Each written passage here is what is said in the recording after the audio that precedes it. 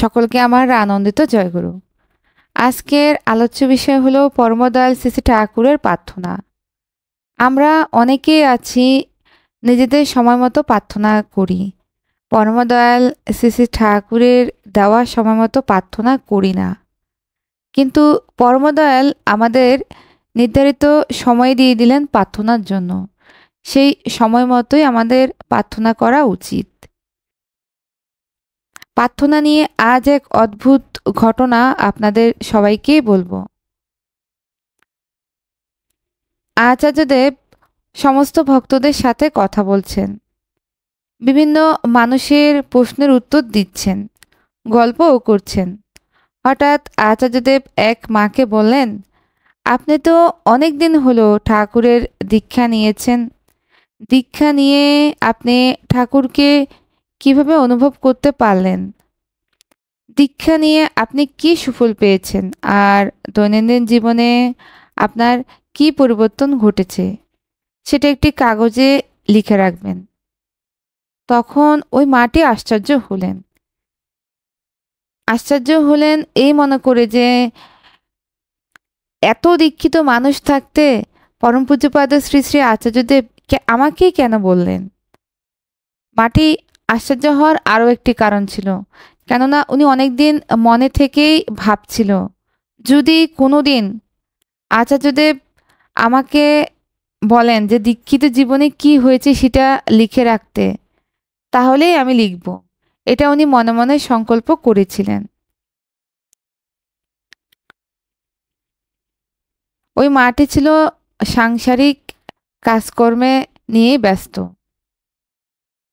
একদিন তার মনে ভাবনা আসলো যে আমাদের জীবন চালনায় সদ্গুরুর কেন প্রয়োজন, সদ্গুরুর বিষয়টা কি। এবং তিনি মনে মনে ভাবতে লাগলেন তার জীবনে একজন সদ্গুরুর প্রয়োজন, যিনি তাকে নির্দেশ দেবেন এবং তার নির্দেশ অনুযায়ী তিনি চলবেন, তার শ্রীচরণেই নিজেকে সমর্পণ করবেন। তাই তিনি সদ্গুরুর দীক্ষা নেওয়ার জন্য খুবই উদ্গ্রীব হয়ে উঠলেন। তার স্বামীও প্রকৃত সদ্গুরুর দীক্ষা নেওয়ার জন্য সচেষ্ট হলেন। তারা যখনই সময় পেতেন দুজনে ফাঁকা আকাশের নিচে বসে ঠাকুরকে বলতেন, ঠাকুর, আমি প্রকৃত সদ্গুরুর দীক্ষা নিতে চাই, তুমি আমাদের সেই সদ্গুরুর দর্শন করিয়ে দাও। ঠাকুর ওই দাদা একজন সেন্ট্রাল গভর্নমেন্টের কর্মী, তাই তার মধ্যপ্রদেশে পোস্টিং ছিল। সেখানে বেশ কিছু সৎসঙ্গী দাদা এবং মাস্টার বলে একজন ছিলেন। তারা সকলে মিলে একটা অনুষ্ঠানও করেছিলেন, যে অনুষ্ঠানে সকলে উপোস করে একটি ব্রত পালন করেছিলেন। সেই দিন ভোরবেলায় একটা বয়স্ক লোক আসলেন, তাকে কেউই চিনেন না। তিনি এসে মাস্টারদাকে বললেন, তোদের কাছাকাছি দুজন আমার খুব প্রিয় মানুষ আছে, তোরা তাদের কাছে গিয়ে ঠাকুরের নাম করবি। এবং ওই ভদ্রলোক ওই দুজনের নামও বলে দিয়ে গেলেন। মাস্টারদা তার পরের দিন সকালে ওই দাদার কাছে গিয়ে পৌঁছান, যে দাদাটি প্রকৃত সদ্গুরুর জন্য অপেক্ষা করছিলেন। তার কাছে গিয়ে ঠাকুরের আদর্শ কথা এবং তার মনের যত প্রশ্ন সমস্ত কিছু তিনি উত্তর দিলেন। তাতে ওই দাদাটি সন্তুষ্ট হলেন।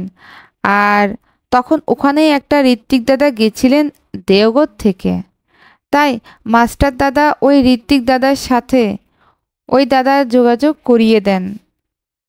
তখন ওই মাটি মাস্টার দাদার সমস্ত কথা শুনে দাদাটিকে দীক্ষা নেওয়ার কথা বলেন। ওই দাদাটি ঋত্বিক দাদার সাথে দেখা করেন এবং তার মনে থাকা নানান প্রশ্ন করেন। ঋত্বিক দাদাকে পেয়ে তারা মনে করেন যে ইনিই হলেন প্রকৃত সদ্গুরু এবং তার থেকে তারা দীক্ষা নেন।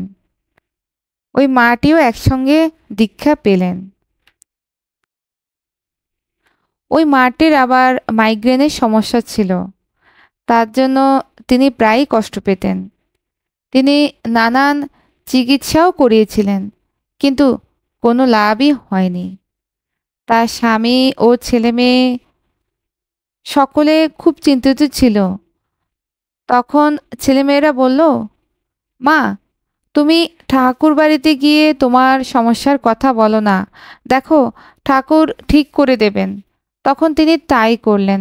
তাই তিনি ঠাকুরের কাছে খুব করে প্রার্থনা করলেন, ঠাকুর, আমি আর সহ্য করতে পারছি না, তুমি আমাকে এই সমস্যা থেকে মুক্ত করে দাও।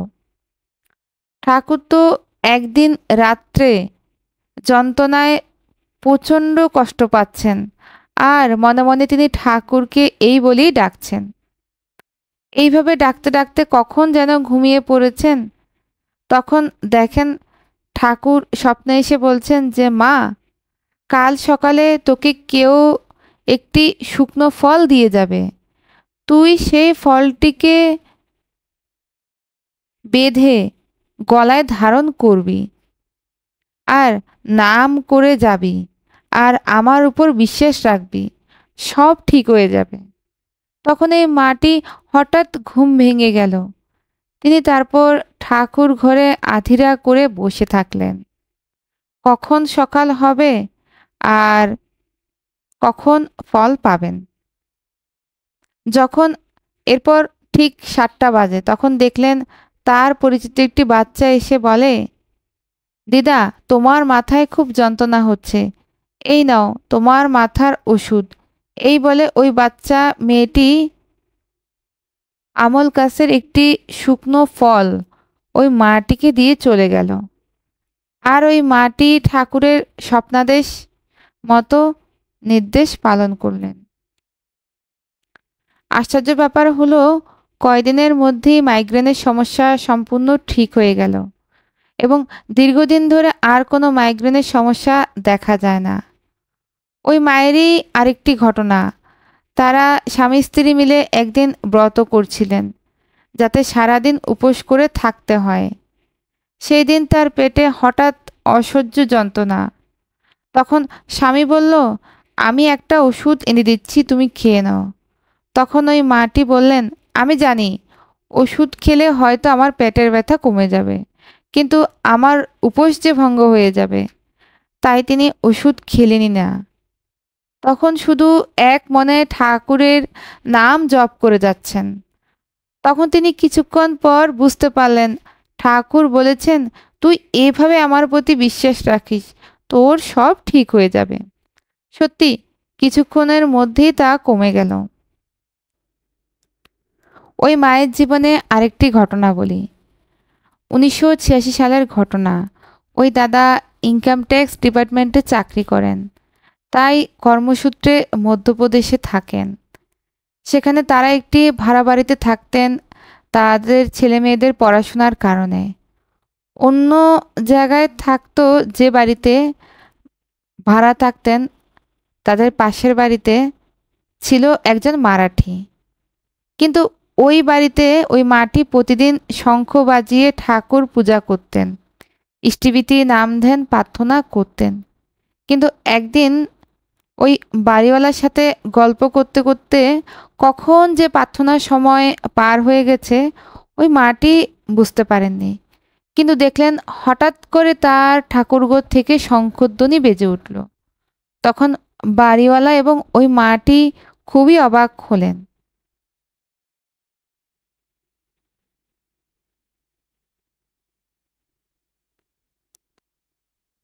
ভাবলেন, এ কি, আমরা তো এখানে দাঁড়িয়ে গল্প করছি, কে শঙ্খ বাজালো?